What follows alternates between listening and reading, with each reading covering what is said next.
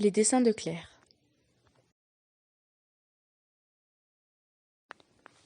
Oyez, oyez, jeunes oreilles, voici comment cette histoire. Claire est née dans une ville poussée au beau milieu des blés. Ses parents sont commerçants. Elle grandit derrière un comptoir qui hume bon le bois, la cire et les épices. Au fil des ans, la fillette aurait pu, peu à peu, seconder sa mère et servir les clients. Mais si elle entend et comprend tout, hélas, elle ne parle pas. Personne, jamais, n'a entendu le son de sa voix. Dans la boutique, on lui préfère son frère, joyeux et bavard. Il fait bien mieux l'affaire. C'est ainsi depuis toujours. Clairette la muette se sent de trop et nulle part à sa place. Alors, chaque jour, elle s'échappe et arpente la ville, ce labyrinthe qu'elle connaît comme sa poche.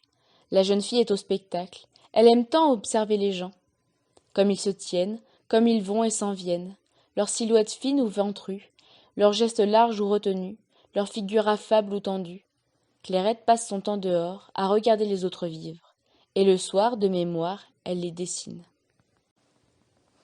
Parmi tous ces gens affairés, certains la fascinent. Ce sont les artisans. Le tonnelier, courbant le bois dans la chaleur du feu, puis le cerclant de fer sans jamais se brûler. Le boulanger, plongeant les mains dans son pétrin, puis façonnant d'un geste sûr de belles miches rondes. Clairette en secret les envie. Chacun d'eux semble fier de son savoir-faire. Son régal, rester des heures sur le chantier de la cathédrale, où charpentier, tailleur de pierre et forgeron jouent de la masse, du marteau, du maillet. Tantôt à contretemps, tantôt à l'unisson. C'est le pouls de la ville, son cœur battant qui chante là. Elle les regarde faire, sur deux, rapide et adroit. Des gestes précis, de la patience aussi. Clairette s'est enhardie. Désormais, elle dessine in situ, les dévorant des yeux, tandis que sa main les croque. Un jour qu'elle s'assoit près de l'atelier du verrier, elle entend ce dernier se plaindre. Son apprenti est parti. « Je suis maudit !» confie-t-il au portefeuille qui lui livre son bois. « Ce coq-bert me fâche et me lâche alors que je dois présenter mes projets de verrière d'ici jeudi matin. Si je pouvais trouver quelqu'un qui dessine correctement. » Je passerai le message, maître Jehanne, mais dénicher joyau pareil serait un miracle en aussi peu de temps. Clairette n'en croit pas ses oreilles. Ses idées s'agitent et le souffle lui manque.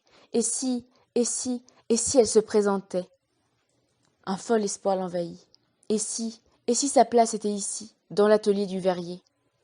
Entre carnets de motifs, gabarits et cartons, au milieu des outils de coupe, des pinceaux à grisaille et des tiges de plomb. Ce rouge de feu et ce bleu fabuleux.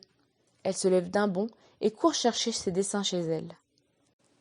Stupeur, quand la jeune fille ouvre la malle contenant ses trésors, parchemin et papier chiffon couverts de dessins. Celle-ci est vide. Elle a été pillée. Comment est-ce possible? Tout était là ce matin. Qui peut être aussi cruel pour lui jouer un tel tour? Son frère? Sûrement pas. Il admire ses dessins. Ses parents? Non plus. C'est grâce à eux qu'elle use du meilleur matériel, venu parfois de loin. Qui donc alors? Un seul nom lui vient à l'esprit. Gobert, son voisin. Du même âge qu'elle, il la poursuit d'incessantes moqueries. Clairette la muette, évidemment, c'est de lui. Parce qu'elle est différente, il en a fait sa cible, son souffre-douleur. Croche-pied, crachat, jupon levé, natte coupée. Comme elle se tait, il en profite. Et maintenant, ses dessins? La jeune fille tambourine à la porte voisine. Si tu cherches Gobert, lui dit sa mère, tu le rates de peu. Dieu soit loué, on dirait bien qu'il a trouvé du travail. Soudain, Clairette comprend tout. Elle se lance à la poursuite du voleur à travers le dédale des rues. Quand enfin elle le rattrape et se plante devant lui, pleine de rage en le voyant avec ses dessins, Gobert éclate d'un rire mauvais. « Oh, chère petite, aurais-tu perdu quelque chose? Dommage que tu ne parles pas, n'est-ce pas? Tu aurais tant de choses intéressantes à dire. » Plus fort qu'elle, Gobert se dégage facilement. Il la pousse d'un coup d'épaule qui la projette à terre. Rien de plus belle, il l'enjambe et poursuit son chemin. À l'atelier, maître Jehanne l'accueille avec bienveillance. Quel talent! À vrai dire, il est ébloui. Une fois les croquis étalés devant lui, l'artisan n'a de cesse de louer les visages expressifs, les postures si vivantes, les décors admirables. À 2 jours de son rendez-vous, l'arrivée d'un tel apprenti tient en effet du miracle. Gobert, je vous engage sur le champ. C'est alors qu'entre Clairette sur les dessins, les attrape et les brandit d'une main, se désignant de l'autre. « Ah, mon bon maître !» intervient aussitôt Gobert, saisissant violemment la jeune fille par le cou. « Ne prenez point garde à cette pauvre folle. Elle n'a ni voix ni tête. Depuis ce matin, elle me poursuit où que j'aille et veut me voler mon travail. » Jehanne fronce les sourcils. Un détail l'a frappé. Les mains de la jeune fille sont tachées, tandis que celles du garçon ne portent aucune trace, ni d'encre ni de pigments colorés. Prestement, il déroule un papier vierge sur la table et donne une plume à chacun. « Allez, tous les deux, dessinez-moi ce qui vous passe par la tête. » Des années plus tard, le dessin de Clairette est encore affiché, en bonne place dans l'atelier. C'est un portrait de Gobert en monstre vorace. Tout droit sorti de l'enfer. Avoir désigné son bourreau l'en avait délivré. Depuis, maître Jehanne ne pouvait qu'être fier de travailler aux côtés de Claire la Verrière, dont le talent l'éblouissait tant. Ce jour-là, répétait-il souvent, j'ai trouvé l'apprenti de mes rêves, et toi, Claire, ta voix, tout simplement. Vitraux de la cathédrale Notre-Dame de Chartres, réalisés entre 1205 et 1240. Ci-dessus, rose ouest, l'enfer, la gueule du Léviathan. Ci-dessous, vitrail, vie de Noé, détail. En bas à gauche, le charron, au centre les charpentiers, à droite le tonnelier. Ci-contre, les boulangers enfournant du pain. Vitraux de la cathédrale de Chartres. La cathédrale de Chartres. Ce fut d'abord une cathédrale romane, ravagée en 1194 par un incendie, sauf pour quelques vitraux du XIIe siècle, miraculeusement épargnés. Elle fut très vite reconstruite dans un style de la nouvelle architecture gothique.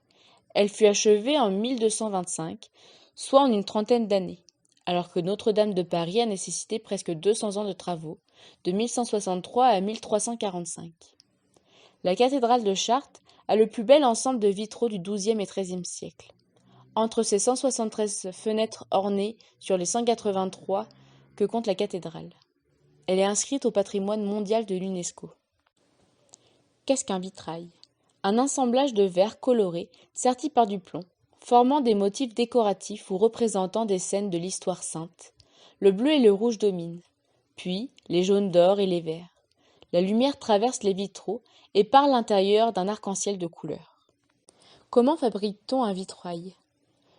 Un peintre dessine d'abord une maquette, appelée carton, sur laquelle il représente le motif, ainsi que la forme et la couleur des morceaux de verre. Le maître verrier mélange au verre en fusion des oxydes métalliques pour le colorer dans la masse, puis le souffle en forme de disque. Il découpe alors des morceaux de verre selon les indications du carton. Le peintre verrier intervient à son tour en ajoutant sur le verre des détails peints à la grisaille pour souligner les contours des visages et des feuillages. Enfin, les morceaux de verre sont assemblés avec du plomb et on fixe le panneau dans la fenêtre. Connaît-on le nom des artistes ? Non, mais dans le bas des vitraux sont représentés les donateurs grâce auxquels on a pu réaliser la cathédrale et les vitraux. Ce sont souvent de grands personnages, rois, seigneurs, ecclésiastiques, et des corporations d'artisans, représentés dans l'exercice de leur métier, comme ici les boulangers, le charron, le charpentier et le tonnelier. Un vrai livre d'images. Les vitraux permettent aux fidèles, souvent analphabètes, de connaître les récits bibliques et l'histoire des saints qu'ils doivent prendre pour modèle. Le mot de l'artiste. La vraie vie médiévale au travers des vitraux. Je porte cet album depuis longtemps. Étudiante à la Sorbonne, je suivais les cours de deux professeurs passionnants, Robert Fossier, médiéviste, et Françoise Perrault, historienne du vitrail. Le premier m'a révélé notre grande ignorance de la période médiévale, teintée de mépris, voire l'adjectif péjoratif moyenâgeux. Cette ignorance est abondamment entretenue par les œuvres de fiction populaire au cinéma notamment. La seconde m'a transmis son émerveillement pour l'art de lumière. En 1979, elle ouvre le Centre international du vitrail à Chartres, près de la cathédrale. Allez-y. Le mot de l'illustrateur. Les histoires dans l'histoire me donnent envie d'aller voir de plus près. Dans cette aventure médiévale, Véronique nous entraîne au cœur du quotidien du petit peuple, en suivant l'attachante Clairette, jeune observatrice, curieuse et débrouillarde, en particulier dans les cuisines des artisans, les ateliers et les chantiers des différentes corporations qui travaillaient pour la cathédrale. Cela m'a fait penser au Vietnam, où l'on voit encore ces lieux de dur labeur, ouvert au regard et où les femmes sont bien présentes, comme elles l'étaient au Moyen Âge. Les magnifiques vitraux, pour montrer précisément ces métiers manuels, grâce aux dessinateurs de l'époque, très justes dans leurs gestes, les positions, les détails des outils, les vêtements. Comme notre dessinatrice Clairette. J'ai voulu rendre hommage à ces dessinateurs de l'époque, m'en inspirant pour mes illustrations, qui deviennent des petites scènes de théâtre ou de bande dessinée, encastrées dans des vitraux très personnels. Une fille, apprentie verrière? Les préjugés sur le Moyen-Âge ne manquent pas, mais il m'a semblé intéressant de m'attaquer à celui qui concerne la place des femmes dans la société médiévale. Contrairement aux idées reçues du XIe et jusqu'au XIVe siècle, les femmes n'ont cessé de gagner des droits, perdus ensuite. Oui, elles apprenaient, exerçaient, dirigeaient nombre de métiers et d'affaires.